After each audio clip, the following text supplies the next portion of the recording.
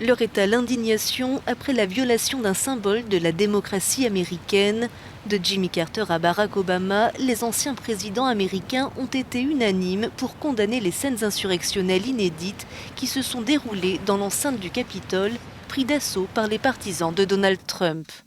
Une honte pour Barack Obama, qui accuse le magnat républicain d'avoir joué les pompiers pyromanes et renvoie à leur responsabilité les dirigeants de son propre camp pour choisir de jeter de l'huile sur le feu ou bien d'éteindre l'incendie. La contestation des résultats de l'élection, pourtant libre et au juste des comptes, est aussi pointée du doigt par Bill Clinton, qui accable le locataire de la Maison-Blanche. Les violences commises au cœur même des institutions sont dignes d'une république bananière, estime de son côté George W. Bush, alors que le président élu des États-Unis Joe Biden dénonce une insurrection. Des propos salués à Bruxelles par Joseph Borrell. Selon le chef de la diplomatie européenne, la force de la démocratie américaine l'emportera face aux individus extrémistes.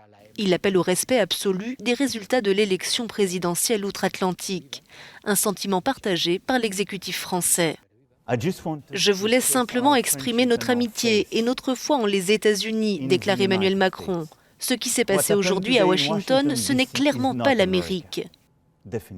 Le Premier ministre britannique Boris Johnson appelle à un transfert de pouvoir pacifique, mais pas de condamnation des violences du côté de la Chine ni de la Russie, où une figure du Sénat a jugé boiteuse la démocratie américaine.